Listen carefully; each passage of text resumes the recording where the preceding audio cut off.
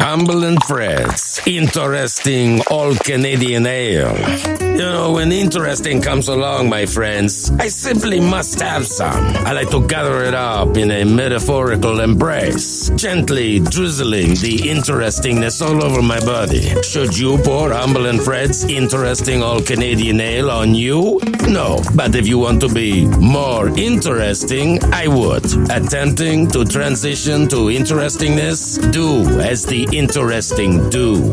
Go yoga like Humble. Be charming until the yoga people insist you be less charming. I don't know if you know this, but Fred has a PhD in the flatulence. But even the fragrance of his back end is interesting. And Dan may not be as interesting, but he is very clumsy. The Dan falls off his chair and bumps his head every day. This is Dan Normal. Humble and Fred's Interesting All-Canadian Ale. Go to the Stonehooker Brewery and get some. And warm the inside of your belly, smearing the interesting all over the inside of you.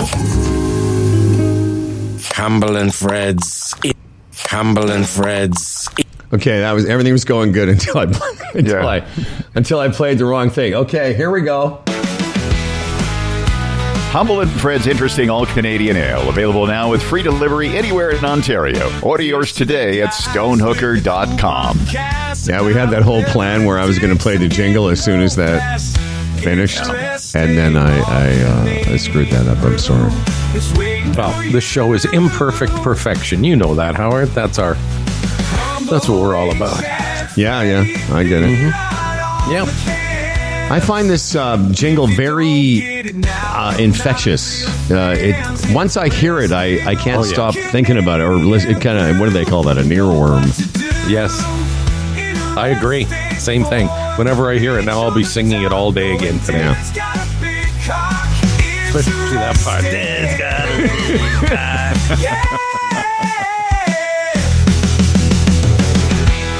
Well, what can we say? We had a welcome back, everybody. We'll get right into it. It's been a couple of weeks since we recorded. The last show we did was the day of the Humble and Fred party at Stonehooker, and it was so much fun. Thanks to everyone that came out. It was about 100 people. Pictures are up on our Facebook page. We'll put up more pictures. We promise. Yeah, it was fantastic. Good crowd, great evening. Johnny Barefoot provided the entertainment, and it was such a nice touch to the evening. And, the smell of the pizza oven and the joviality of it all, it was great. Yes, the joviality. It really was. The joviality. Yes. You know why they call him... Is that a word? No. Is that a word? It's not? I think you're thinking jovial. But jovial? Joviality? Or okay, it doesn't matter. It doesn't matter. I know. I wouldn't have said anything except you said, "Is it a word?"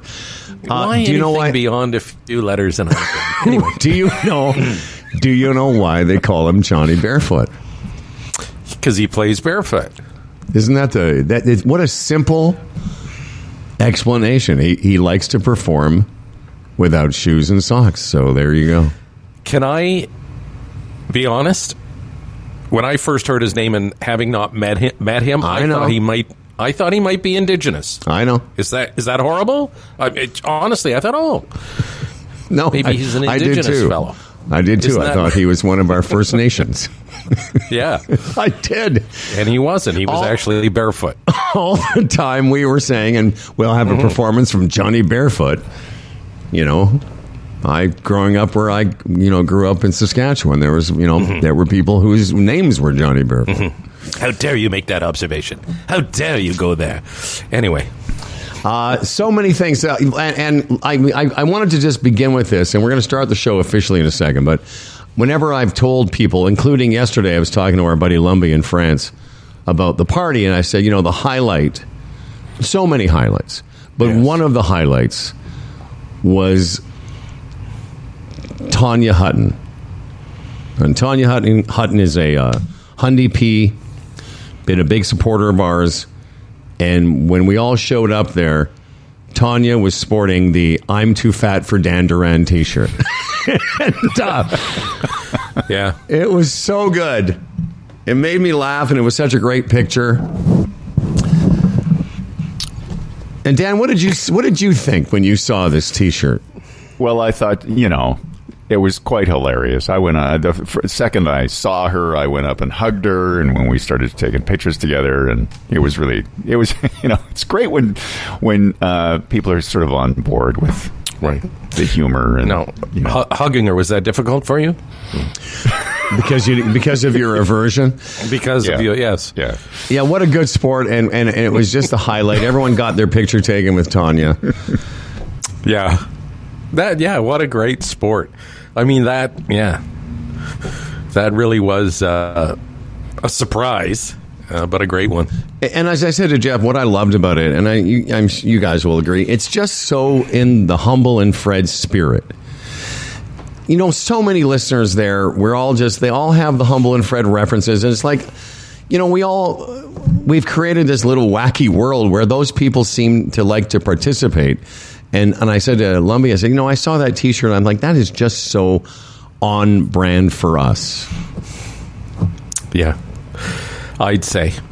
And just other conversations with, people that listen to the podcast, just, how do I say it, sort of what we mean to them as part of their day. It's really touching. How much they know about us. No, I know. Like, it's just offhand comments that come back to you, and it's like, wow. Yeah. It really did contribute to the joviality of the event. Oh, the joviality. The joviality. I got to say. Sounds like a nice word. The joviality. Let's coin it. Exactly. The joviality of it all.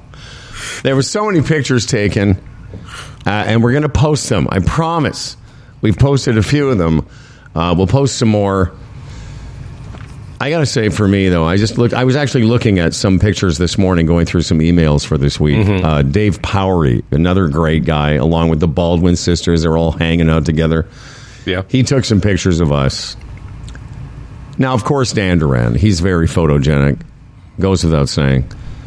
But I was just looking at some pictures of me. Like, I don't know. I walk around thinking I look a certain way. And then I see these pictures. I'll be honest with you, it made me nauseous. It was like, is this how you walk around now? Is this you? You looked great, by the way. Dan, yeah? No, you, Joviality. Oh, right. Dr. Joe. See, what you're saying right now, I can say. No. But anyway, go ahead. No, you looked great. Your beard looks cool. And you got the funky glasses on. Yeah, he was just there was a picture. There's so many pictures of the three of us where I just wanted to cut myself out of the shot. It's just gross. And by the way, Fred did make you stay the whole time, and you were fine the whole time. Fred didn't make. That's bullshit. No, I think I did.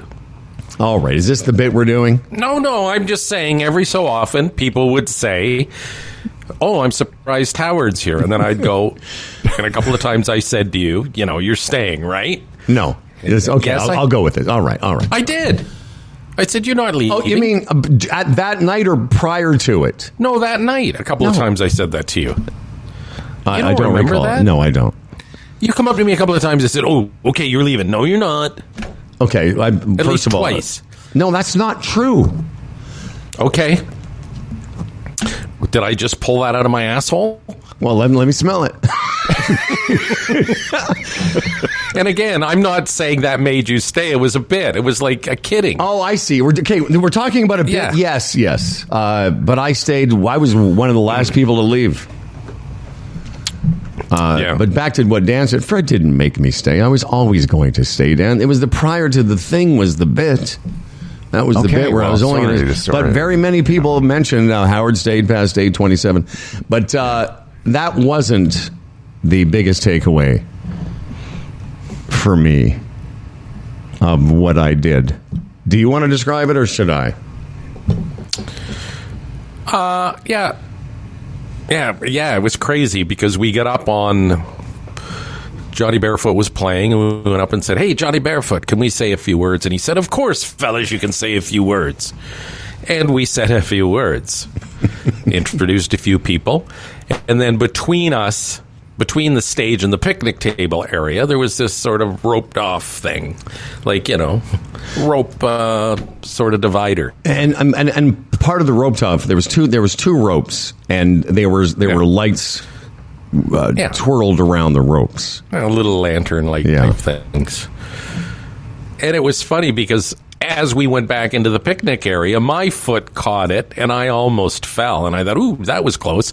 And just as I'm thinking that, I look over at you, and it completely got you. Like you went for a spill. Oh, yeah. But it was amazing what you did. Well, so I think out of the corner of my eye, I might have seen you stumble. Right. But I tried to, and it wasn't that they were so high. It wasn't. And I have an explanation. I'm going to tell you what happened, and then I thought about it, why it happened. So I go to put my leg over, and it gets caught in between the two of them, and I could sort of feel myself falling in slow motion in front of 100 people. And I went right down to the ground, but I had a pretty good-sized glass of fake beer in my right hand, and it never dropped. So I sort of went down with my right hand up in the air, and I fell down to the ground, and and then I stood up, and I was like, yay! Like it was like I stuck to the landing. And it was amazing. Yeah, I think that's all your working out and your yoga and everything. Oh, yeah. You're marvelous. You're marvelous. This is what Tanya Hutting had to say. Humble, congrats on being the first and sober guy to eat shit at the event. There's a great picture, actually, of it. I've just done it, and then you're sort of pointing at it. Right. That just happened. Anyway, it was embarrassing, but I'm glad. Hey, listen, it's also all part of the Humble and Fred legend. It would have been better, actually, if I just had knocked my head and knocked myself out. I just lay there, full, covered in beer. Anyway. Yeah, it was a great evening, and it is. It's humbling.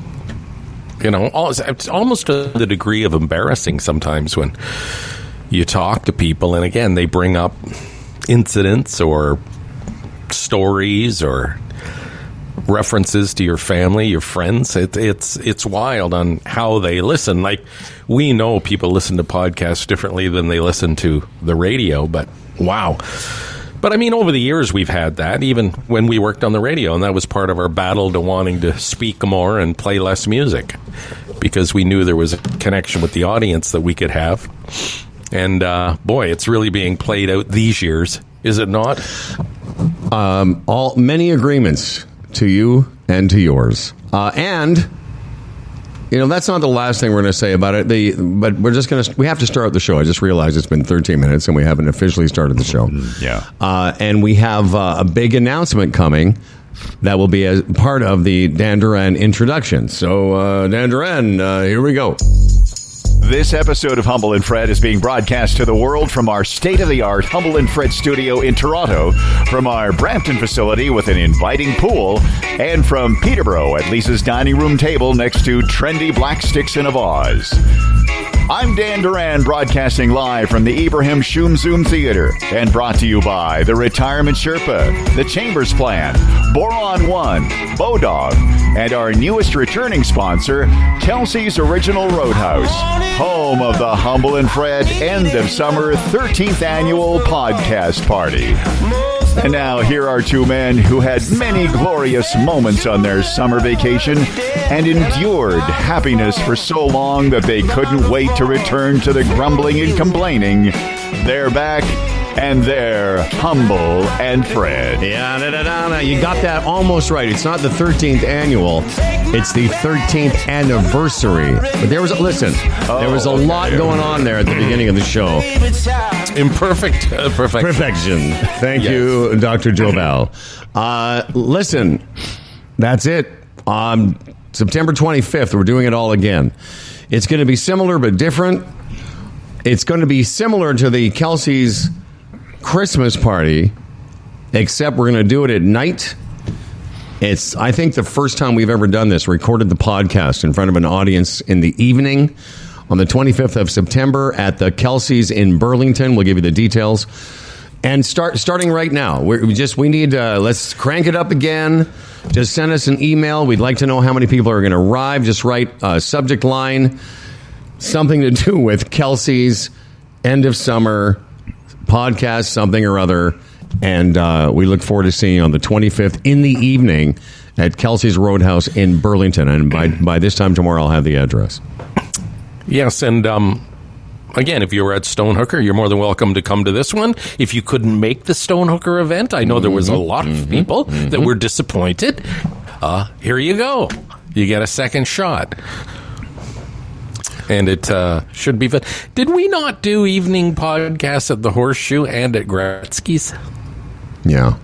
And we did, yeah, okay. Oh, that, okay. Yeah, we did. It's just, again, every so often I think I'm losing my mind, but no, we did. Sometimes it's you. No, it isn't. Sometimes. Yeah, we did it. We did it actually. Our very first one. We started in October of 2011, and I'm not even sure Dan was around for this, but no. we did our show a couple months later in the evening at Gretzky's. But I'm trying to remember why. Did they give us money, or was it a? Howie. I don't know. I can't remember the reason. Gretzky's is gone now too. It's sort of weird when you walk by there, but so it is. And then we did our 10th anniversary. Was it our 10th? It was the 25th anniversary of the show. We did that at the Horseshoe while we were still working at SiriusXM. That was a huge deal. That was a few hundred people. Yes. It was something. So for one of the few times we've ever done it, which is just to record the podcast in front of a live audience, and we'd love you to be that live audience at Kelsey's September 25th, sort of end of summer. It's only a few weeks away from our 13th anniversary of recording this podcast, and we're very excited to have Kelsey's back as part of our supporters, our sponsors. And we'll talk more about Kelsey's later. But go ahead and start entering right away. No limit. We just need to get an idea of how many people are going to be there for seating and that type of thing. Yeah, they have an outdoor patio, too. And who knows, September 25th, the way the weather is now, it might be a nice, hot, or warm, comfortable evening to enjoy part of it outdoors. It's a good thing we're not. Back to the grumbling. It's a good thing we're not doing it today because it's 16 degrees. It's just it's cold, overcast, leaves are falling.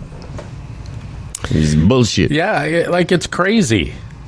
I got home yesterday and did some yard work, and it was humid, and I was just sweating profusely. Is that a word, profusely? Yes. Yeah. Yes, okay, thank you. Yeah. Thank you very much. I get all nervous when I say those long, big words. I'm not you. Well, profusely is way longer than joviality. Anyway, okay, so you were sweating. Yeah, and then this morning I go out to put an umbrella down, and that's damp and cold and shitty. Is it not? It is, absolutely. I was at a golf course yesterday. That'll surprise no one. And I practiced for, longer than a grown man should. I was out there for almost 3 hours, and I had to change my shirt. When I usually do take a second shirt, because sometimes I like to stop and get groceries on the way, so I just have a T-shirt. What? 3 hours of practicing? Yeah. Here's when I go to a driving range. Yes, I'm reluctant to get the big bucket because about 2/3 of the way through it, I'm thinking, "Fuck, I've had enough of this." Okay, I get the point. Whack, whack. I get the point. And whatever that. No, but I'm just saying how people are different interests, and it's like I'm looking at the bucket, thinking, "Oh, I can't wait till this is done." And you go on for 3 hours. That's remarkable. It really is. But I didn't. It wasn't like I had a big bucket of balls and just went through them. I'm even tedious by other golfer standards. Like I have a tripod for my phone and I film myself. So I'll hit 5 balls. Dan, you'll love this. I film it. Then I go sit in the cart for a second and I look at seeing what I'm working on, and then I go back and I do it again. And so probably over the course, and I didn't hit balls for 3 hours. I hit balls for a couple hours, and I worked on my short game for an hour. So in that 2 hours, I probably didn't hit more than, I don't know, 40 or 50 balls maximum. Dan, tell us about your tripod. There it is. And we're back.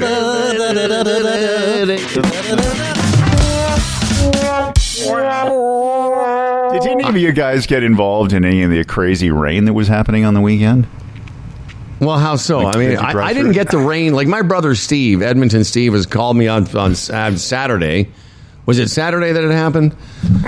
Thinking was that we one were of gonna, them, yeah. one of them. Well, One of them. I didn't get. I think it was Saturday afternoon. It rained pretty hard, but not the kind of rain in this climate where I live near the lake. It didn't really make that big an impression on me. But talking to you yesterday and talking to him, he said, or Lumbee said that they'd heard that there was a tornado that turned over a train. Have you done your research? That was in Ayr. There was a near Cambridge. Okay. There was a tornado touchdown. The train part I didn't hear. I know it destroyed like a home hardware or something. Oh, okay. But it was very spotty because yesterday we got some rain in the afternoon. Nothing crazy. But I'm looking at the news this morning, and the foot of the 410, I think the off ramp to Courtney Park, and then further south where 410 becomes 403, huge flooding. Like Yeah, I saw that. people had to be rescued. So that's not, what's that? 10 minutes from me, 12 minutes from me. So they had that, but again, more and more with this rain, we're learning about the infrastructure we have and how it can't handle this new world of weather that we have. It's How about where you guys? It's a bit frightening, isn't it? How about where you guys are in Peterborough? I don't know. I'm in there. I'm talking to Dan. Peterborough. I don't think there was any issues with rainfall, but there was power issues. On Saturday, they canceled the Music Fest. David Wilcox was playing. It's one of the 3 concerts. It was fantastic. That got canceled because they didn't have any power downtown for I don't know, whatever period of time. Love David Wilcox. Saw him a lot in the bars when I was a teenager, and he was one of our early guests. Remember, Howard? Yeah, on came the into our podcast? studio. Good guy. I had a really nice conversation with Dan Duran yesterday, and I was wearing my earbuds because I like to keep my hands free in case I need to do something. And I must say, Dan Duran's voice on the phone yesterday, because I spoke to you, it was pretty early in the day, right? Yeah. It was so deep and rich that I've known you my entire life, but even I was thinking to myself, God damn it, this man's voice is so good. And again, I had my headphones on, and I was like, I could just listen to him babble on about whatever I could. I really wasn't even sure what you were saying, but man, you sounded good. Well, I had been drinking a little bit the night before, so that Had may you? have something to do with it. That's what it was. I was going to ask that question because I know he was at a wedding, Yeah. and I was about to say, Dan, did you get Saturday night? Because it does something. Even our voices, Howard, sometimes will not use so much anymore. Maybe 9 years ago. Yeah. But No, I know if I've been drinking liquor and maybe there's a certain, level, if I go beyond that, the next day I'm, for whatever reason. Well, that's a good call because I spoke to Dan. He had just woken up after a wedding, which I said, who goes to a wedding for crying out loud? We're 100. But Dan was at a wedding, and so you did have morning after hammered guy voice. Yeah, a little bit. I wasn't, like hurting or anything, but I did have, a deeper voice. Yeah, it was good. It was good times, actually. So Dan, this wedding, open bar, free? Open bar. Wow. Yeah, Free. So what was your drink of choice when you didn't have to pay for it? well, I started out with there was some mixed fancy drink that they had going on. I was at Tom Collins. Actually. Oh, yeah. Tommy Collins. Tommy, Okay. Tommy. And then I Tommy moved Collins. over when the festivities started at the dining area. Got into a little bit of the wine, and then moved on to tequila for the evening. Yeah. Tequila. How many tequilas would you have had? And the course of the 4 hours, probably four or five, somewhere in there. 4 or 5. So really more like 6 or 7 because you're Somewhere in there, yeah. Yeah, Yeah. because anytime somebody says 4 or 5, what they mean is 7 or 8. Yeah, I guess so. Yeah. Well, I was thinking of that it, explains a lot because I've talked to you on the phone, off the phone. We were roommates for a while, so I've heard your morning voice, but this was extra super deep Dan Duran, and it was something else. Yeah. We were down in Niagara on the Lake. Yeah, that's right. That's right. It's a beautiful area. It's been so long since I've been down there. I was telling you yesterday. I had, somehow it's escaped me how much the wine industry has grown up around there. Yeah. There's so many wineries. And just to show, we were I can't remember the name of the Kurtz or something is where we were at. It was really close to the Wayne Gretzky vineyards, and there's Peller Estates, and just it's a cluster of it's all massive these, over there.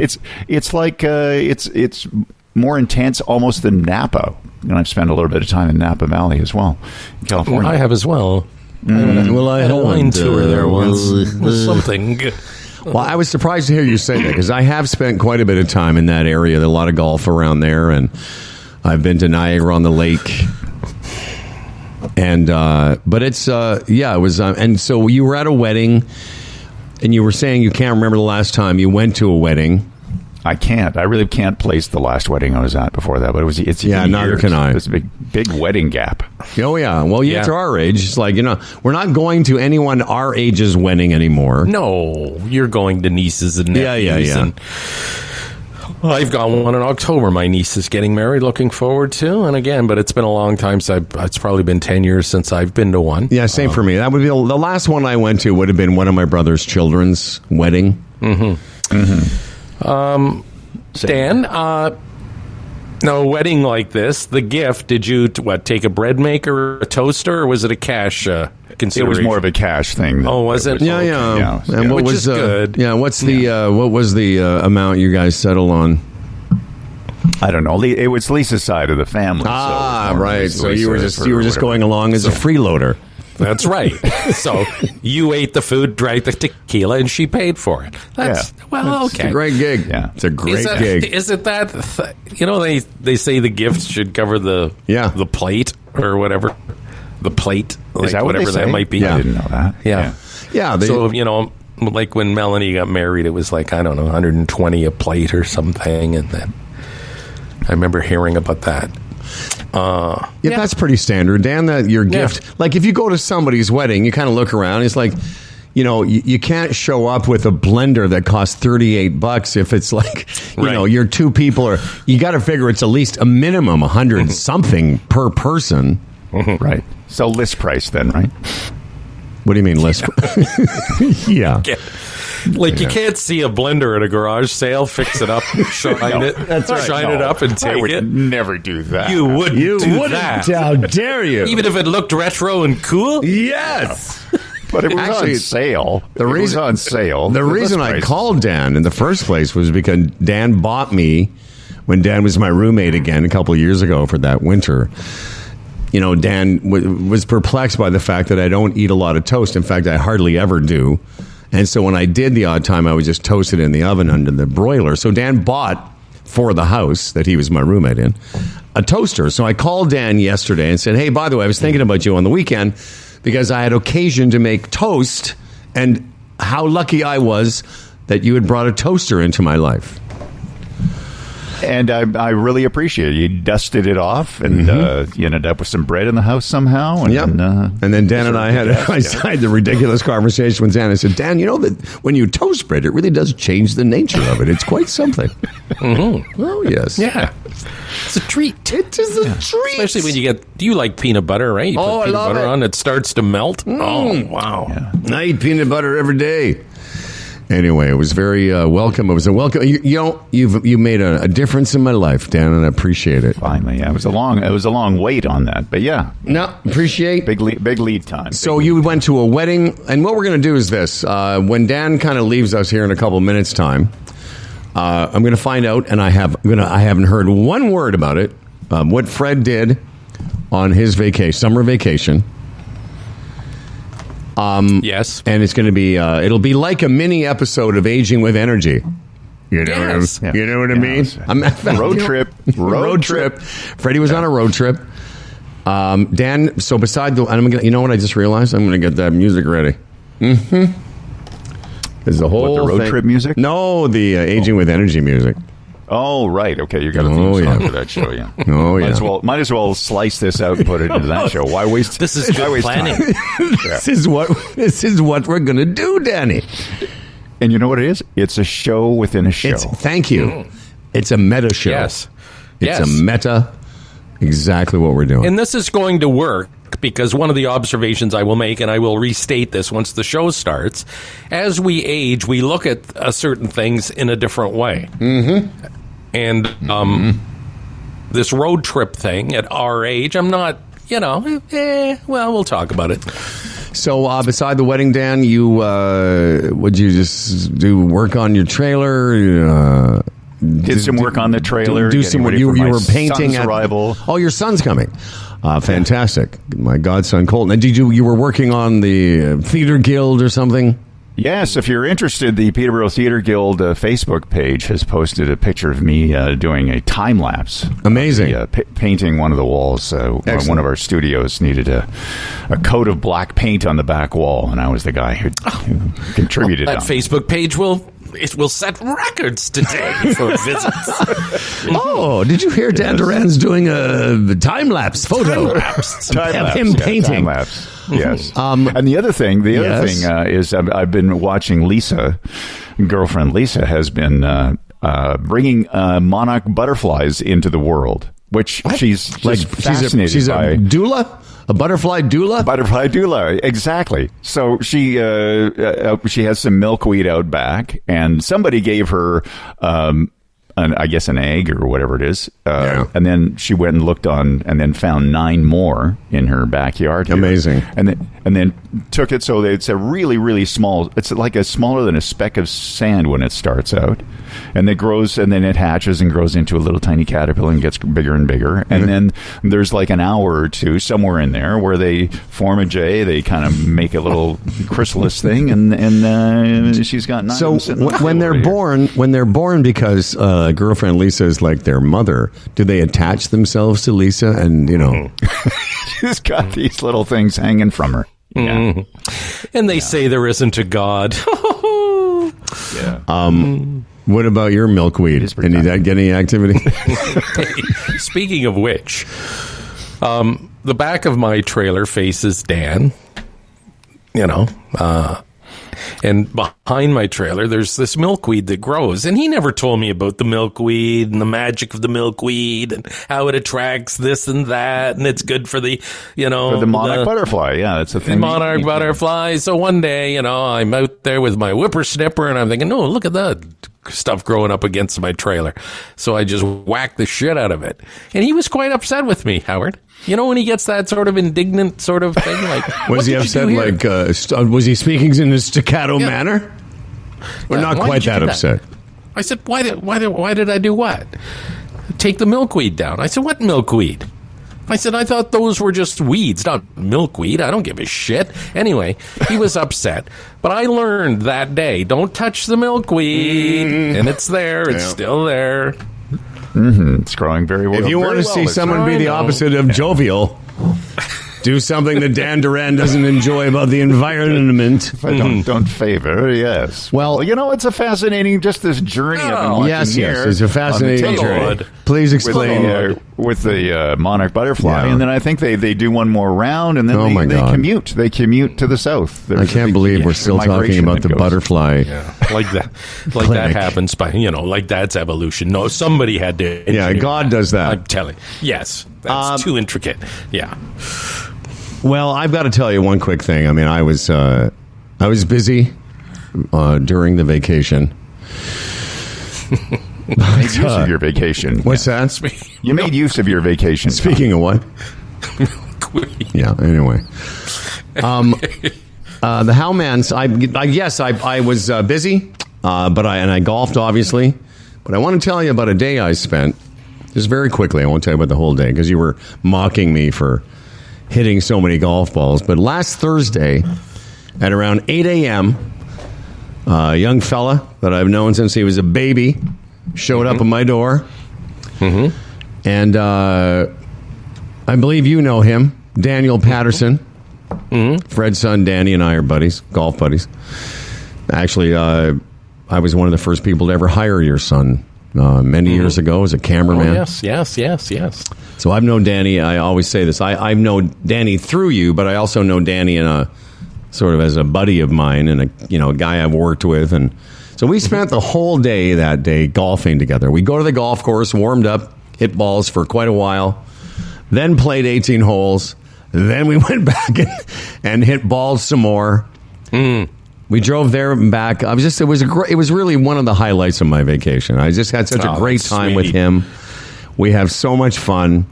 And he's such a good boy. And again, I've known him as a kid, but now I know him, he's a 39-year-old man.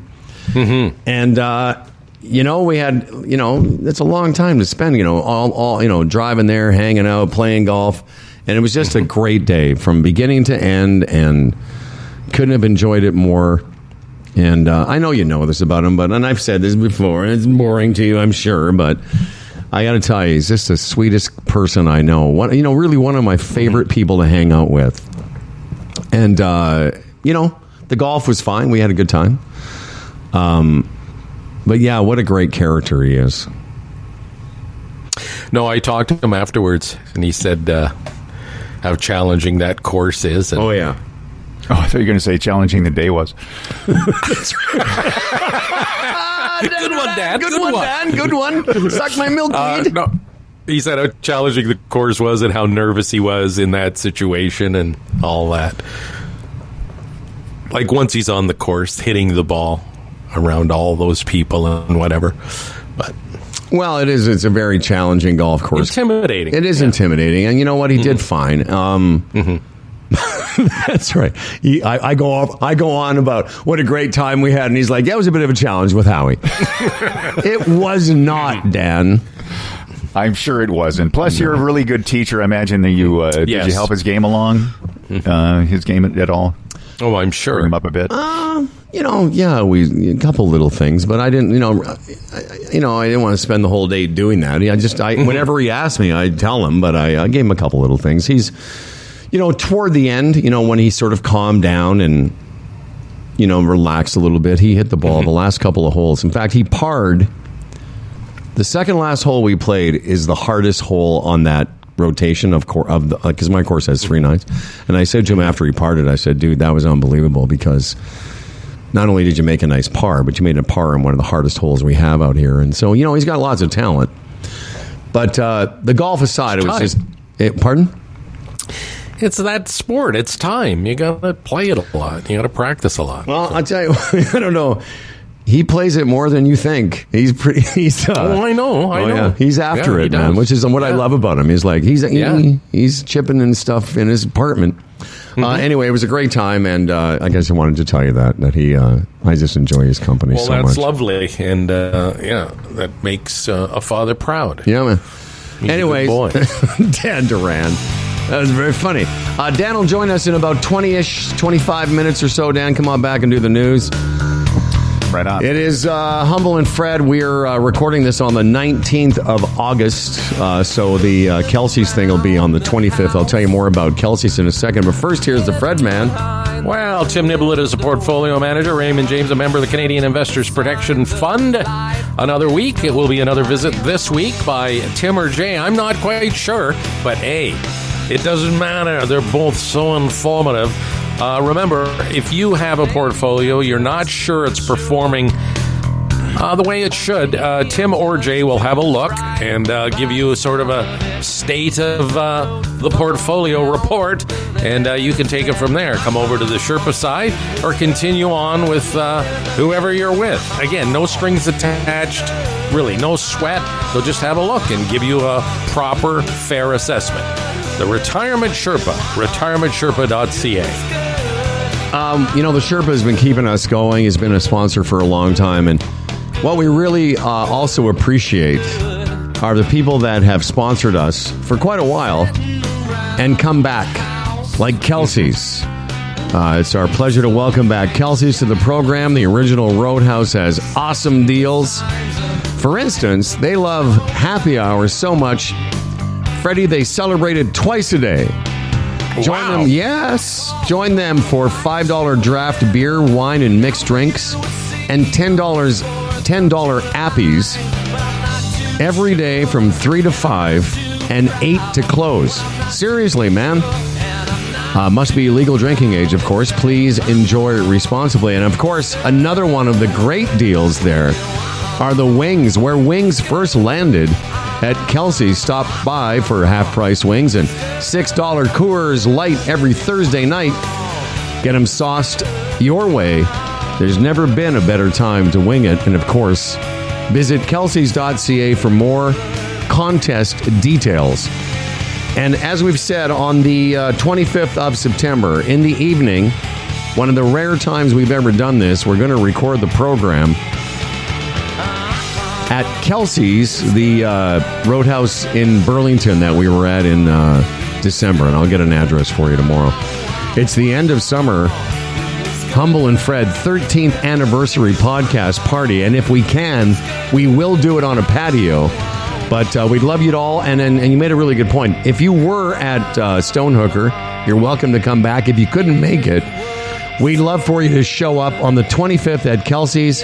And all the details will be released very, very soon. If you want to join us, just send us an email, subject line, Kelsey's podcast party, some version of that, and we'll put you on the guest list. Yep. Looking forward to it.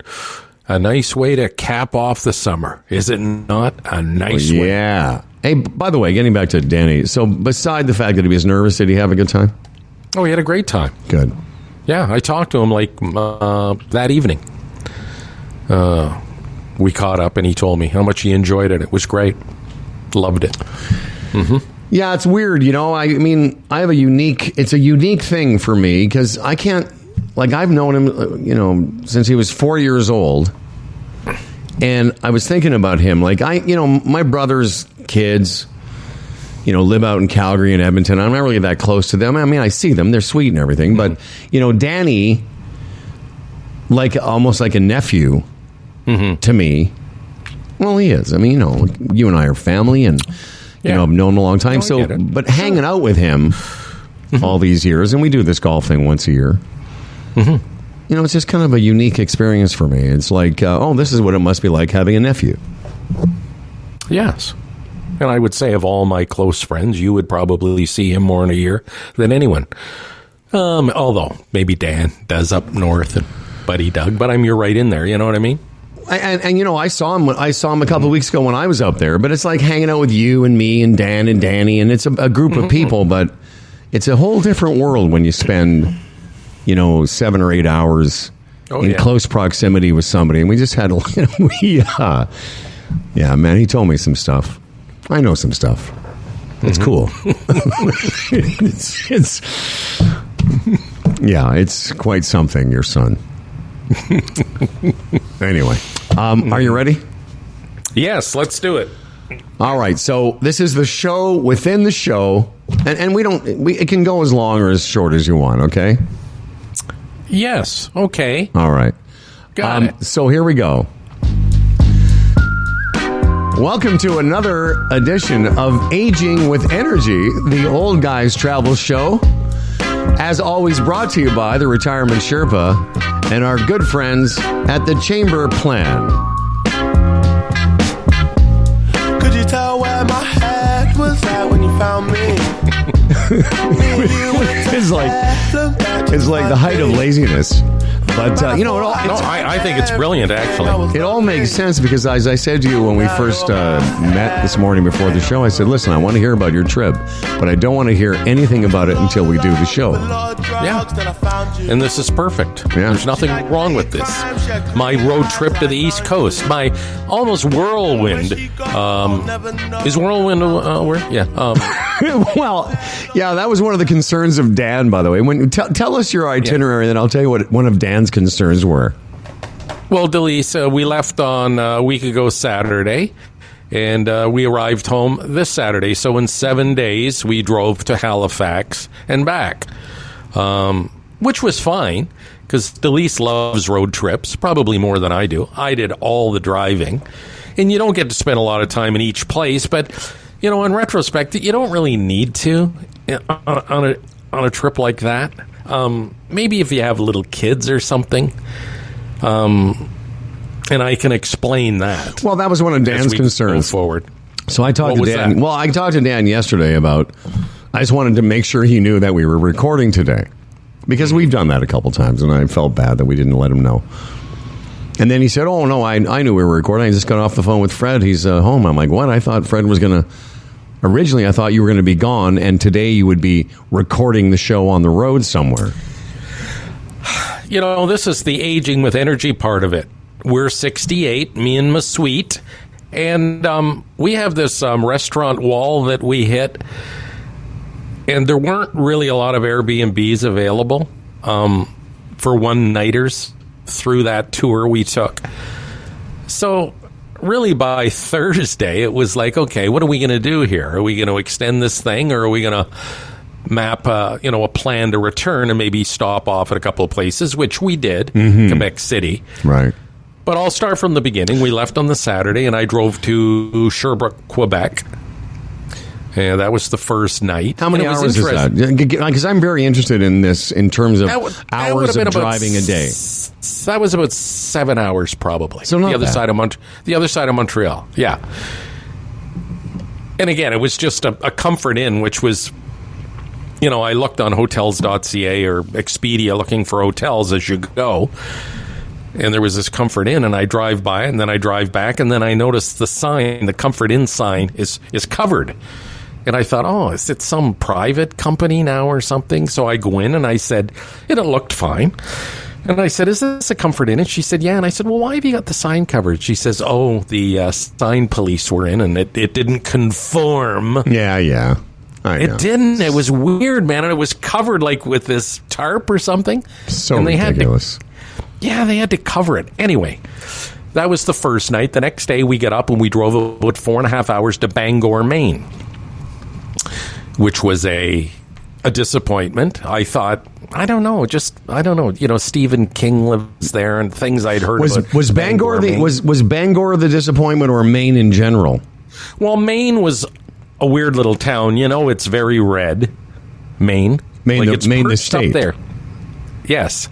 Maine is red. It's Trumpy country. Is it really? Not that I saw. Yeah, if you look at a political map, it's all blue there, and then Maine, it sticks out red. When we left Quebec into Maine, I saw a sign. It said Trump, Pence, 2020. It's the only sign I saw. Mm-hmm. But again, driving through Maine to Bangor, it's not, the scenery is nice, but the houses and the trailers, it's a little depressing. I want to get back to the Comfort Inn because of a conversation I had with Lumbee yesterday as well, which is the cost of hotels. I was going to get to that. Okay, well, then let's save it, only because, Jeff and I were talking about the cost of hotels in general have all risen. It's not just inflation. But so you take your time then. We'll get to it because I'm curious what kind of money you were paying. Anyway, down through Maine, all the little towns you go to, it's a thing there where every other telephone pole or hydro pole has an American flag on it. And to the point of aggravation, because it's just over the top. Like, okay, I get it. We get it. We get it. You love your anyway, I get to Bangor, Maine. Really disappointed. Another hour, and I could have gone to Bar Harbor, Maine, which apparently is much nicer, although very, very, very, very touristy. Mm-hmm. But as Delise says, aren't we tourists? Mm-hmm. And I said, good point. But I got the impression if you've been to one of those towns, you've been to them all. That feeling when you become a little jaded as you're older. It's like, okay, I'm standing here, and this is nice, but I've been here a million times before. Maybe not this town, but a town like it. Blah blah blah. So so you did 6 hours the first day. Yes, 7. 7. This is all en route to Halifax. Okay. So we go to Bangor, Maine, and we went down to the waterfront. We had a meal at this smokehouse thing, and it was cool. And there was a big concert downtown, some country band, and obviously we didn't stay for that. And then we got up the next day, and we headed for Shediac, New Brunswick. And how far is that? That's another 4.5 hours. Okay. And this is the... I've heard of that. The lobster capital of the world, Shediac. And by the way, just I'm pop in for a question or two. Was your roading terms of was that by design? You didn't want to drive too much per day. Yes. Okay. Yeah. Because I relate to that. I that trip I took to North Carolina in April. That's the longest drive I've been on in years. I like that. I like the way you're parsing it out because like 4 or 5 hours a day and then spend some time in a place. Yeah. You know, because you could have gotten to Halifax in like 2 days.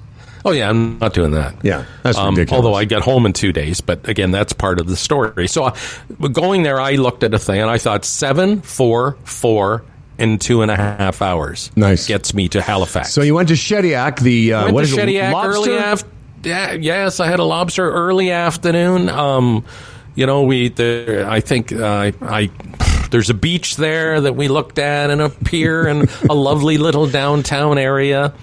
And we stayed in this grand old mansion, the Tate House, I think it was called. We stayed there for the evening, and it was lovely. And get up in the morning and had a leisurely breakfast and observed, you know, the town folk and drove around the little streets and imagined what it's like to live in Shediac, New Brunswick. How was the coastal town? How was the lobster? It was okay. Lobster, Howard. You know, I'm big on ROI, you know, return on investment, and it was all right. It was $50, and this place I went. Whoa! $50 per person? Yeah. What, for all you can eat? No. Like it's like everything else. Wait. Again, that's a sub theme for this aging with energy. The cost of stuff is just. So a lobster dinner was $50 in a restaurant in a place. Yes. So, and that included what? Some corn? I don't know. What's included with lobster? It was It was a good little potato salad and some grilled vegetables, and it was fine. $50, man. And they served it cold. Yeah, they served it cold. Now, it was fresh out of the ocean that day, but they said when it's out of the ocean, they steam it quickly and then to deliver it to them. And the best way to enjoy the taste is cold. So I thought, oh, okay, I'll try that. I'd had it steamed before, and it was good. It was absolutely delicious. But again, at $50, what you get, the meat involved and everything, that's the only one I had. It was like, okay, I've done that. Yeah. Not worth $50, sorry, when I'm in the lobster capital of the world, and a lobster costs $50. Like, yeah, you'd think that some place that is known for lobster would have a. You know, I was just going to say that's one of the. May I just sub-theme your sub-theme? That's one of those. That's one of those things. I can't remember the last time I had. I almost never order it. No, I know. I just never eat it. What's the word? It's so overrated to me. It's overrated, and like I much prefer octopus, which I had as well, and I don't even know if it was from the area. Yeah. But again, lobster capital of the world. I got sucked in. I had it. Delise didn't. Delise had she had a risotto with lobster and liked it. It was pretty. So good. So you only had a couple more hours from Shediac to get to Halifax. And this is your first time in Halifax? Yes. I can just pop in and tell you. I think Now, I've done the drive from Halifax Airport to Cabot Cliffs, so I've driven through that province for like 3.5 hours. I think, for me, New Brunswick and Halifax are just beautiful. The topography, wherever you want to call it, whatever that's called, is just beautiful there. Well, I agree. And when I came through Maine and crossed, and it's like so many places, like Maine sort of feels depressed, and the restaurant we went to, I'm sorry, but the average American, especially in a red state, listen, this is awful. You can't stereotype. Yes, you can. Yes, you know what I mean? Just that they don't look, the people don't, they're all overweight and they don't look healthy. Sorry, but that's the impression you get. And then you cross over the border into Ontario or into New Brunswick, into Canada, and all of a sudden the structures look nice, the roads are better. You know what I mean? No, I do. The people look different. Yeah. The scenery was gorgeous up in New Brunswick from Maine up to Shediac. Fantastic. Yeah. And then from Shediac driving into Halifax, again, gorgeous as you approach the ocean. And we found a place to stay. It was called the Moxie Hotel. For young people, a brand new hotel. But it's all skewed towards young people. Just cool this, cool that. But it was all right for a couple of nights. But again, we did the waterfront. So what day are we, by the way? So because you said around, so you must have got there Saturday, Sunday, Monday. I'm looking at like you got there Tuesday? Yes. I got to Halifax on Tuesday. Can we talk about hotel prices now? Sure. I want to ask. Let me see if I can guess. I'm going to guess, since you said it was a cool, boutique-y cool hotel. I'm going to guess it was well north of $200 a night. Yeah, I didn't have a hotel with tax under $275, $280. Yeah, 7 times 7. No, I get it. Even the most unlikely places, like a Comfort Inn where I stayed in Sherbrooke, before COVID, might have been $129, $139. I'm telling you, it's crazy. Well, that's the thing. Crazy. Jeff and I were talking about it because Lumbie's coming back to Canada in October for a visit, and he's staying downtown. I think I'm gonna say it's a Holiday Inn. But he's staying at a Holiday Inn in downtown Toronto, and he was going on about what it was cost. I said, Jeff, that Holiday Inn, one suburb over, like here in Etobicoke, is $100 less. But I told him, like I went into a Quality Inn, I think it was a Quality Inn, in London, Ontario 3 or 4 weeks ago, and it was $187. Like there is no hotels for $120 anymore. No. So I paid like $225 for the night with taxes in. And I knew you were going to pay at least, I say, north of $200 wherever you're going. Now, I don't know, is that summertime or is that just the way things are now?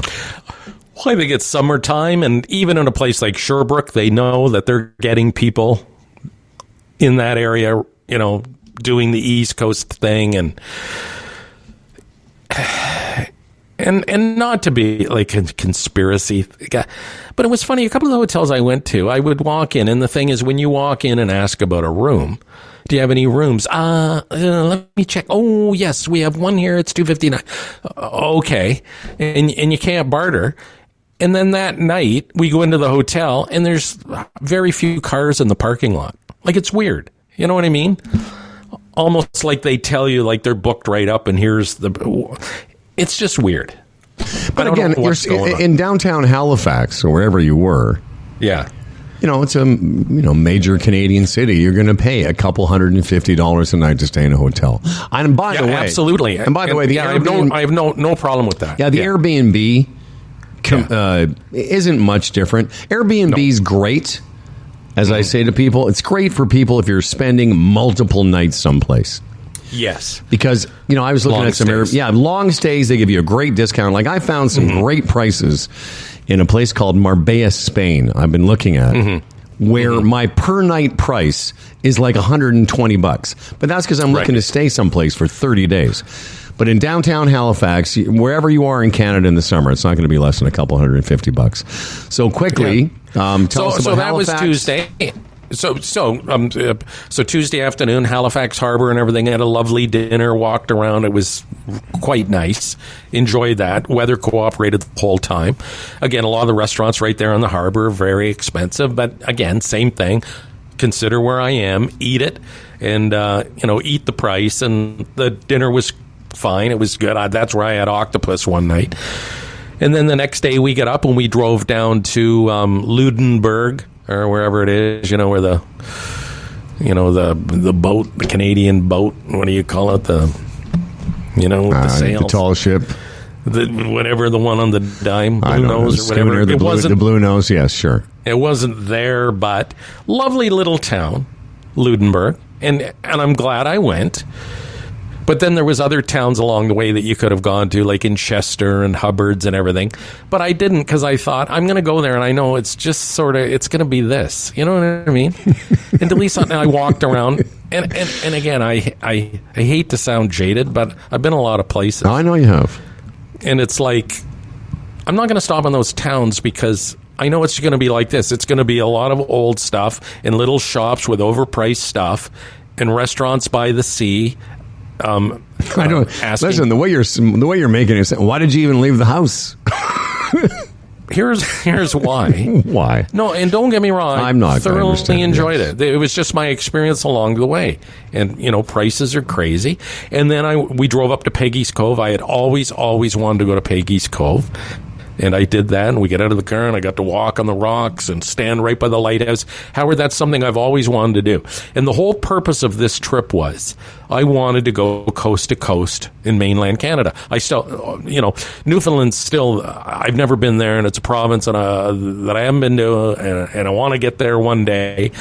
But it was important for me to get to Halifax and sort of be coast to coast in my own country. I get it. To me, that was the point. So we went to Peggy's Cove and then back to the harbor in Halifax and had another dinner, and it was lovely. And then that evening we had the discussion. So what do you want to do tomorrow? Stay another day in Halifax or start heading back and maybe go to like Quebec City for a day? Yeah. And that's what we decided to do. So I got in the car on Thursday and I drove 9 hours. That's a big trip, that one, yeah. To Quebec City. But it was nice because we stopped along the way and the weather was good and the scenery was perfect. Yeah. And we got this cool place. Have you ever heard of Lévis, Quebec? No. Lévis, Quebec. Well, it's across the river from Quebec City. Nice. But it's still, the hotel was $250 a night, but it was nice. It was one of those 4-point Sheratons or something. But it's cool because you drive like 5 or 6 minutes down to the water, you park your car for like $10, and you take a ferry over, a 4-minute ferry ride, right to Old Town, Quebec. Nice. For like $3 for a senior.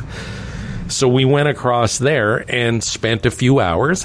And again, I don't want to leave the wrong impression, but I've been to Quebec City before, and I've been to a lot of old European cities, and it was there, and it was like, wow, this is just like being in Europe. No, I know. This is just like, oh, wow, nice, neat. But after like 2 or 3 hours, it's like, then what else are you going to do? Exactly. You got to go back and watch TV.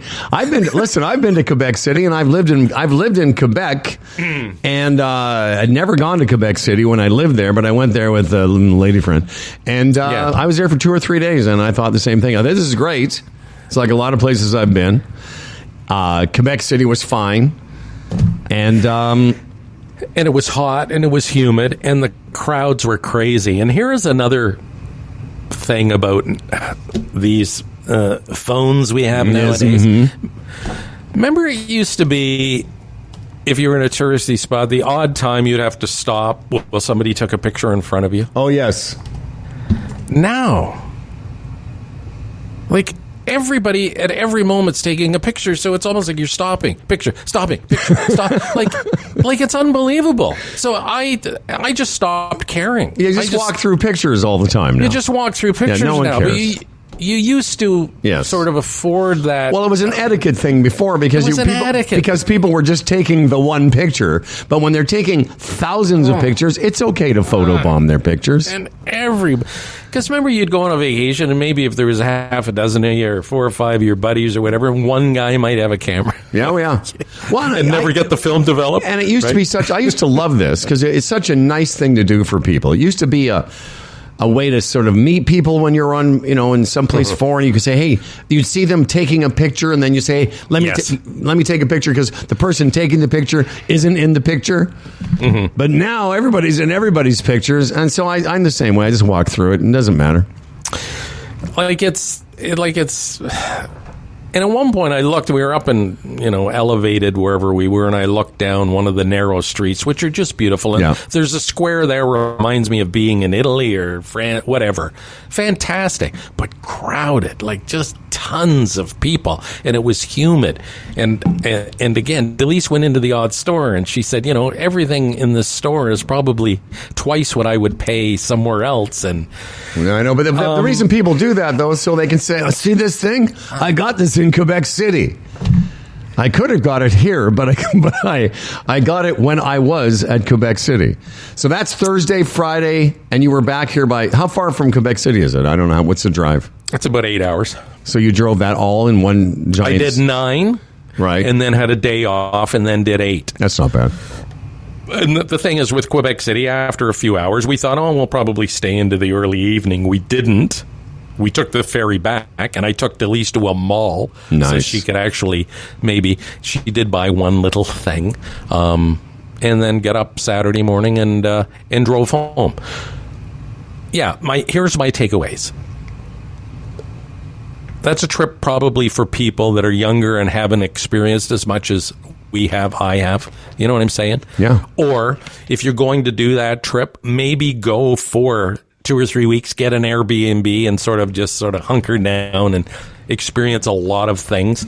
I'm not really into that idea because if I'm going to do that, I want it to be somewhere different than that. Yeah, I get it.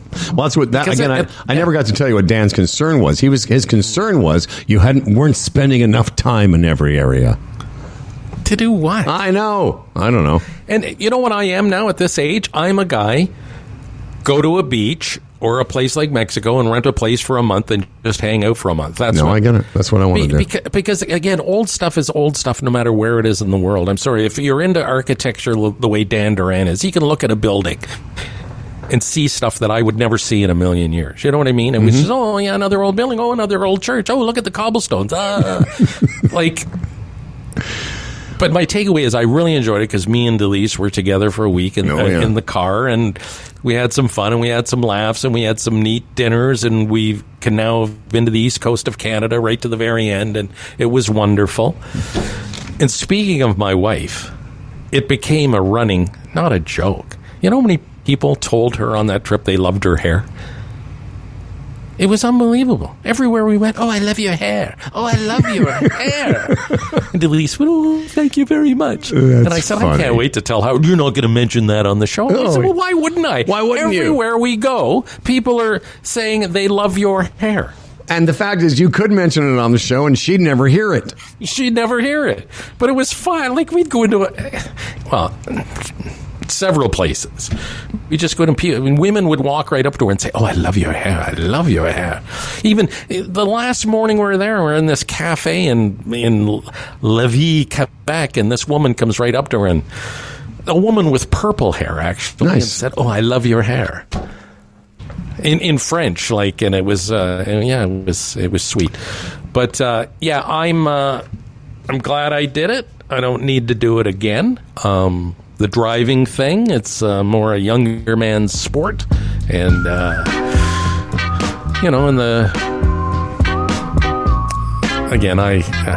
it was good. It was sweet. Well, that's a great one. That's where we're going to end it. There you have it. Another episode of the Old Guys Travel Show. We call it Aging with Energy. Brought to you by the Retirement Sherpa and the Chamber Plan. You went to hell and back just to find peace. Man, I thought I had everything. I was lonely. Now you're my everything. So there you go. A little show within a show. How about that, kids? Show within a show. Oh, see how the professionals do it? Yeah, man. This is how the professionals do it. That might be the longest episode we've ever done of that. I like Halifax. Again, I've only been there a couple times. When I was a kid, in my 20s, I performed at a Yuck Yucks in Halifax.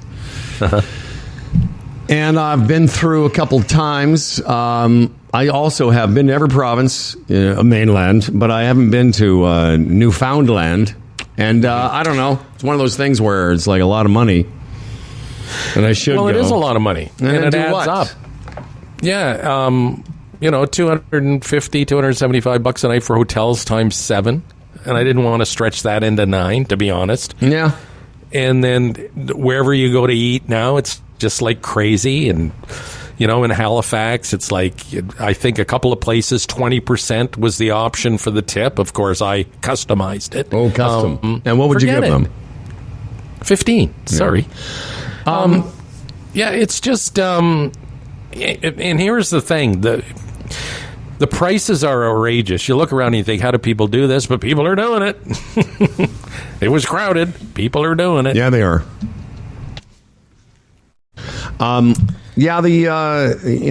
There's just an amount of money that things cost nowadays. I live here in the city, so I go out for dinner around me, and it's, I tell you what is one of the cheapest things you can eat going out for dinner because I do it a lot. But one of the cheapest, I went out for dinner on Friday night at a place in the city, like, right in the, the Junction. So like Dundas and whatever, Bloor, and had pho. Vietnamese, a big and like a big bowl of all that food, beef and little beef balls and all that vermicelli noodles. 2 people. Yes, I was with another person. The whole thing just cost $30. Yeah, like cool. More food than I like, because my friend couldn't finish hers. I did, of course. I finished mine because I'm a fucking pig. And so we got a little appetizer of those cool spring rolls, which I like, and they bring it with the hoisin sauce. So we had that. Now, no alcohol, so I guess that was part of it. But and more food. I was fully full for $30, taxes in. So that's one of the cheapest things you can eat. Right. But to reiterate, you learn about yourself through these things. Like we did the East Coast about 20 years ago when the kids were a lot younger. We never got to Halifax. We did PEI and up Cape Breton Island and then came home. It was different when we were the kids. And again, the prices at the time, I remember vividly, were sort of reasonable. It was like, a bit expensive, but okay. That's totally changed now. And again, not that I wanted... Maybe I'm not leaving the right impression. I'm glad I went. It was too much money for what you get and what you do. It is. But it was fun to be just me and Delise in that environment for a week. And I bet it was fun. But it was. Put it in this perspective, though. Like 20 years ago, I mean, I'm sure if we went and we would, in 2004 hotel prices, they would be basically what they are now. Not in terms of dollars to dollars. So it's just in that mindset. Like I'll guarantee you that 20 years ago it wasn't $75 a night.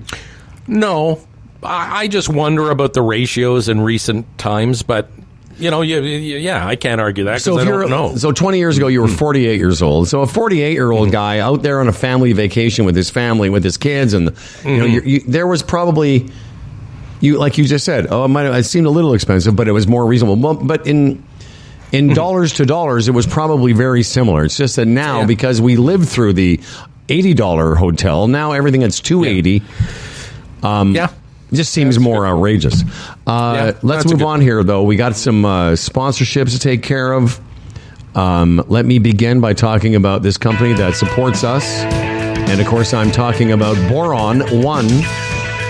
As we've mentioned, there's lots of news. If you go to the news section of boron1.com, you'll see a headline about advancing a licensing process. We don't even know what that means, but it sounds like progress. And that means, who knows, good investment for you. Well, Fred and I can't make any claims, but maybe get your Sherpa to look at it or get our Sherpa to take a look at this company that is going to bring boron out of the earth sometime in the next couple of years.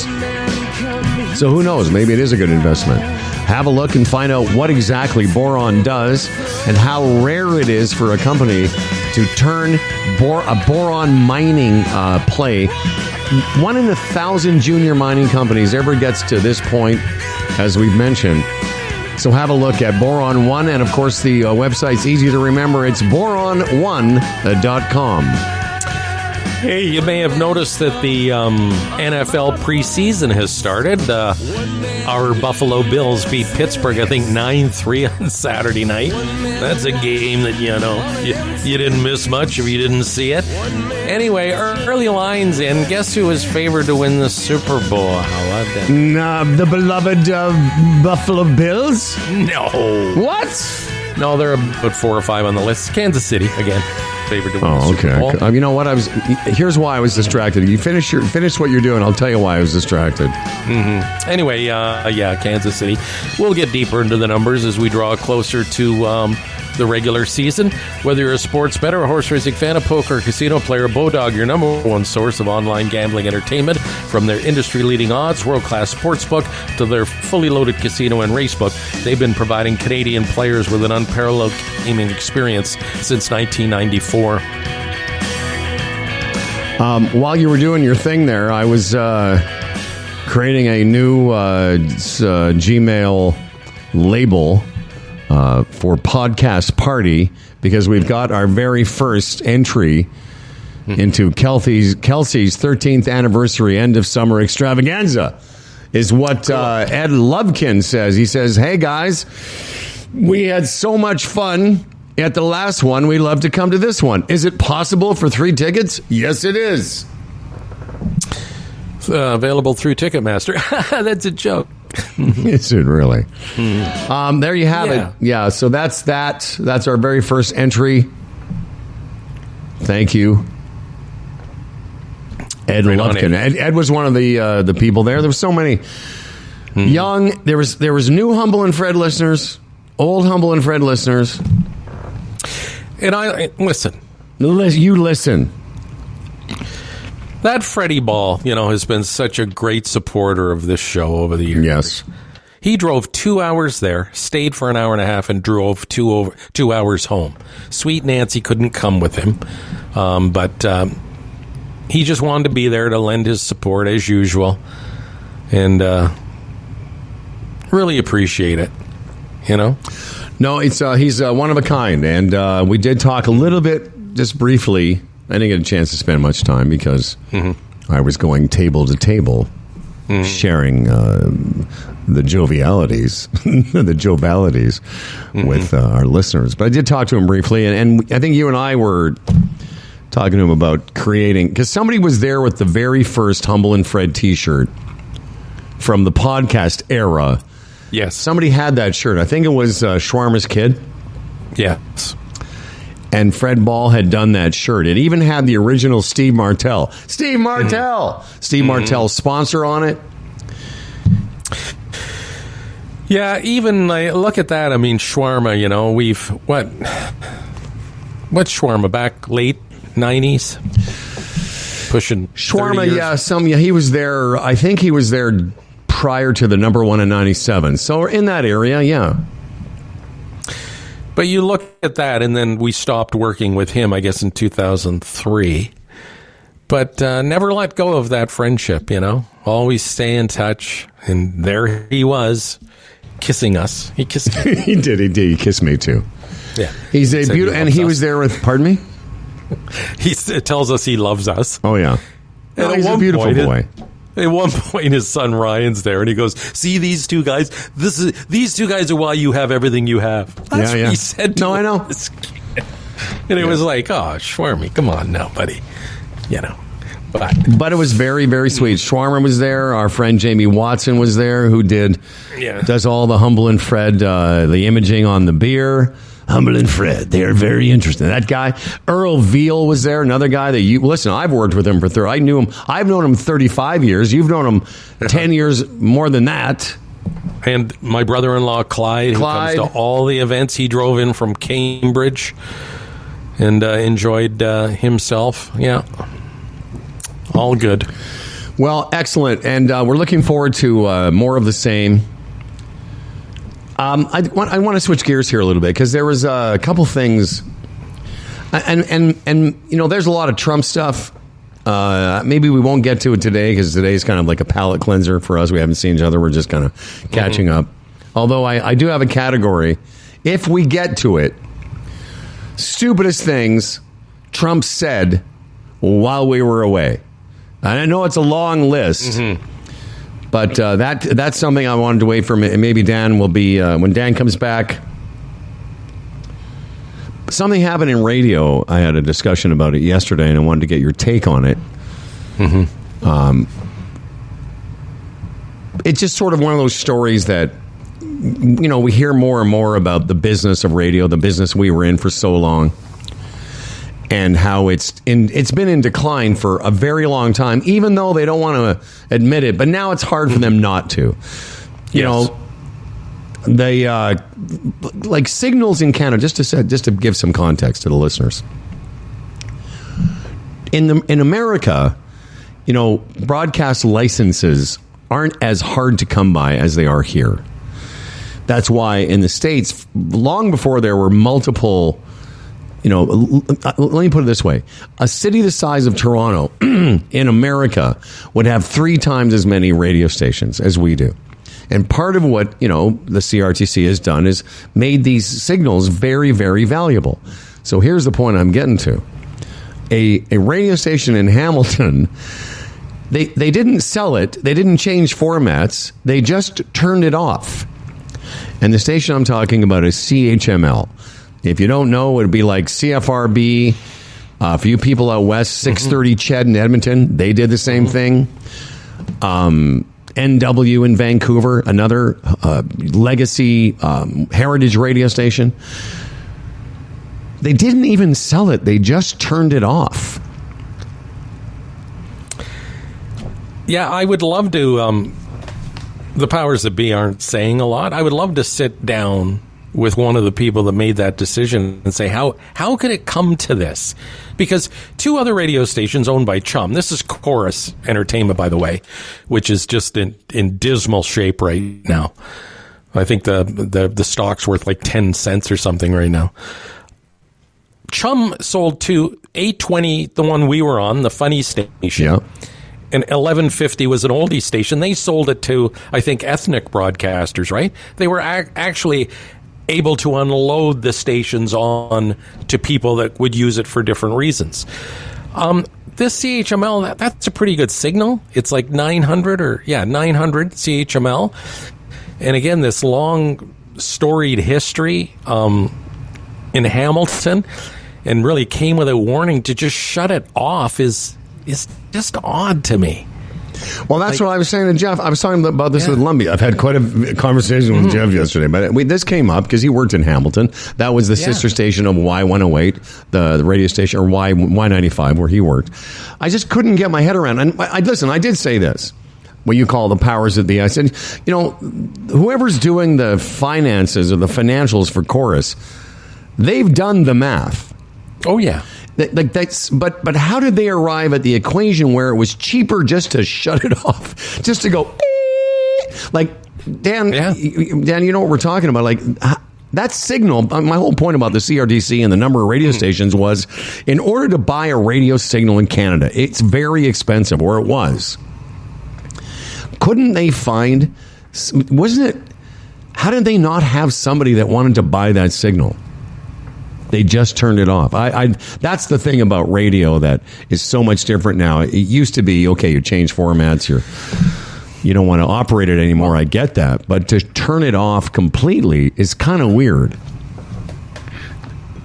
I agree with you. The one thing that, you know, when you, I don't know if it's been a while since you've moved, but when you move, you get to the last part of the move, and then just to get it all done, you know, okay, well, I'll throw that away or whatever. Like stuff that was valuable to you at the beginning of things. Is yeah, now, that's right. Okay, just get rid of it, right? Yeah. Any way I can. It's either a dumpster or, you know, just leave it by the side of the road or whatever. Because there's a lot of movement in Chorus Global, that whole thing right now is that maybe they got to the point where just like, let's just, you know, we've got too much stuff on our plates. We can't really deal with it. Just shut it down. Yeah. We'll cut our losses right now. We won't worry about selling it right now. And I think it's safe to say if they could have sold it, they would have sold it. So that sort of tells us probably they couldn't sell it, or they set it at a price maybe that is unreasonable. And again, they still own it, so I guess down the road they can still sell it. They've just literally shut it off to save money now. And how desperate is that? So what does the CRTC say about that, though? Because they've been given the this... CRTC knows what to do nowadays. Yeah, because they've been given this license. And again, to get a license, it's quite an arduous task. It's not like you can apply online. So they must have something to say. This is a heritage radio station. Your company owns this signal to serve the community of Hamilton. It's gone. And not only that, prior to shutting down, a lot of their programming had started to be simulcast out of Toronto at 640.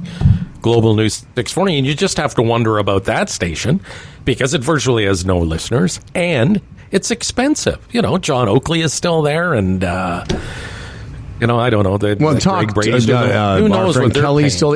Talk radio in general is a very expensive proposition. And you know what, Fred? They could have saved a lot of money there at 640 if they just turned it into the Humble and Fred radio station. No, I know. And we gave him an offer, Dan.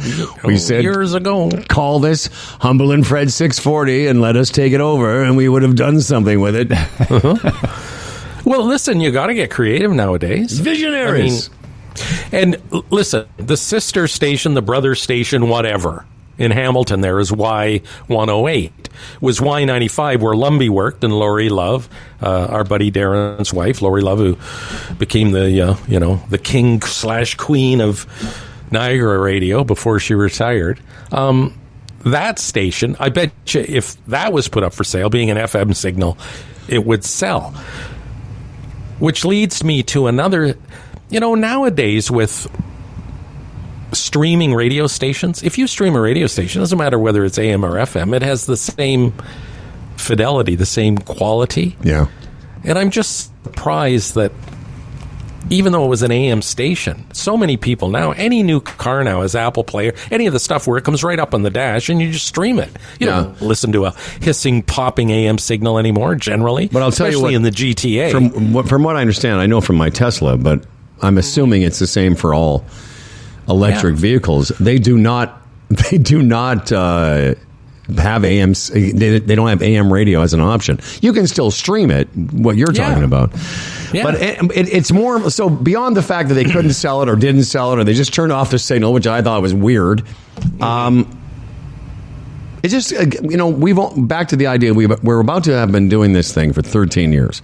Even you and I, the visionaries that we are, could not have predicted the demise of terrestrial radio, the way it's gone in such a 13-year span, because as we've said to people, anyone that's asked us, when we first started, part of our, in our minds, whether we talked about it much or not, was like, oh, maybe this will get us a radio job.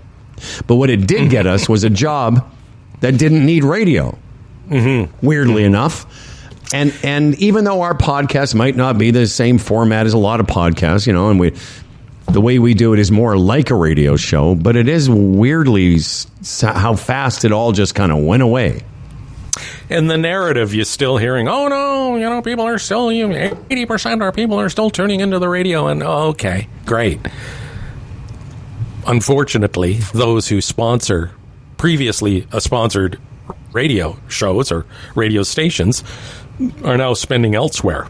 So their dilemma is, even if they're still getting the same amount of ears, they're not getting nearly the revenue because it's being split up to platforms like this. So who knows what the future is? I'm glad I'm not in that situation because what's the answer? I don't know what the answer is. No, that's a good point. Where it's not like we're sitting here yammering about it with like, again, jokes aside, our solution a few years ago was to turn that radio station into a specialty channel like Howard 101 or Howard 100 on Sirius. That was our idea. We do the morning show, and then it's Humble and Fred stuff, the rest of the day, and it's, would have drastically cut their costs. But speaking of revenue, Fred, let's talk a little bit about the people that help supply revenue to this little juggernaut, and that might be who do you got? The Chambers of Commerce Group Insurance Plan Hour. Yes, Canada's #1 group benefits plan for small business. Rod Johnson, our rep through the Chambers plan, he was at the party there on at Stonehooker there a week ago Wednesday, and great to see him. He's a fine guy, he's a very pleasant man. Have you noticed that? I have noticed. That's the thing is I get to see Rod at this annual thing I host for the Tanner Group. Every time you see Rod, that's the takeaway. He's a very pleasant man. Very pleasant. Anyway, good to see him. And again, if you have a small business and you've thought about a benefits plan package for your people, you can talk to him. It's fantastic. It works for small business brilliantly. Works for Humble and Fred. Go to chamberplan.ca today. Get a free quote. You can put in the parameters of your business and what you're looking for exactly. You'll get a price and take it from there. You'll be pleasantly surprised, and please know that ongoing they do a great job of holding the line on premiums. This is a nonprofit, and they know small business needs that security of prices. So, they deliver year after year after year. Chambers of Commerce Group Insurance Plan, Canada's #1 group benefits plan for small business. Now, normally this subject with you is, off limits, but during the extended version of Aging with Energy, I just wonder, sometimes you go on a road trip, and you're driving in a hot car all day, and then staying in hotel rooms, and that type of thing. And I was wondering if there was any G on G love, grandparent on grandparent, Oh, it was sordid. It was sordid. I mean, I really don't like We did things we have never done before. Oh, It was crazy. Right. as soon as I asked that question, Sordid. Dan, I regret it. Thinking about that sweet woman. I'll give you, as soon as you hit 65, Howie, I'll give you my playbook. Oh, I can't wait. I can't wait. What? I just can't wait. Right. Let me see. Oh, here we go. Here's a preview. Here we go. Page 1. I see begging. Lots of begging. Page 1, stop snoring. Speaking of eroticism, Dan, I have a joke I picked out for you. Oh, fantastic. I can't wait for another one of these. Dan, what's the difference between a red lentil and a chickpea? I don't know, Howard. What's the difference between a red lentil and a chickpea? I've never had a red lentil on my face before. Danny. Daniel. Yeah. That's a fun waterworks joke, eh? A waterworks joke. See, Dan? Howie.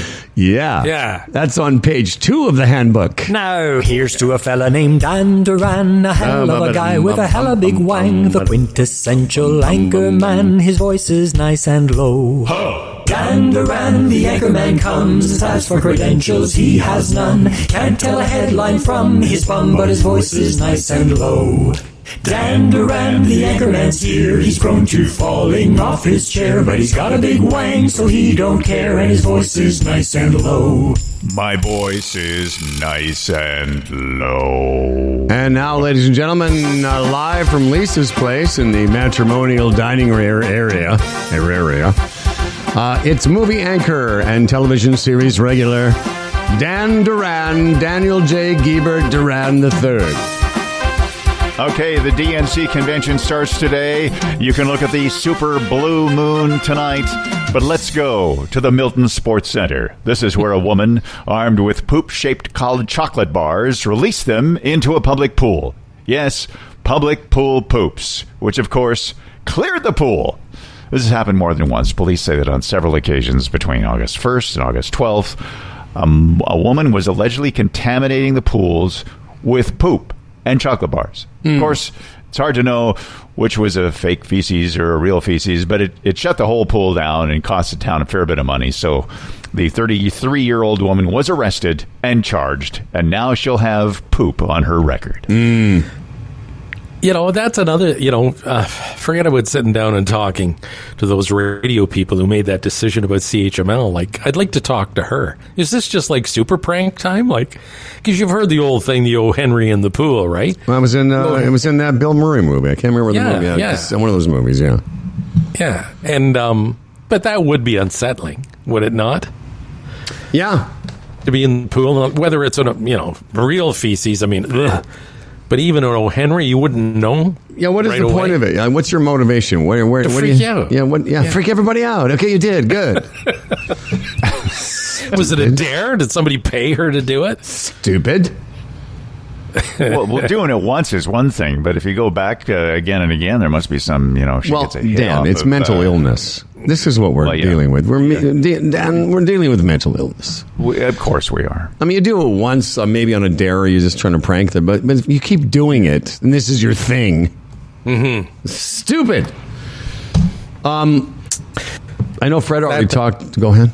No, I was going to say he mentioned the DNC too. I just want to make one point on that because all last week I'm thinking that at the RNC they had like Hulk Hogan. It was Lee Greenwood and that fucking Kid Rock. asshole. What's Kid Rock? That asshole. And I'm thinking, boy, how are they going to reply to DNC? That's because right. It's for normal people. They'll probably have a cavalcade of fucking talent, but apparently they're not. They're not because. The sort of Hollywood and entertainment elites, there's that sort of connection to the Democratic Party. And they want to back off that and just let it be about the party and not the entertainment. But scheduled to appear is a lot of the old guard. Hillary Clinton, which I think is a mistake. Bill Clinton, too old. Obama, fine.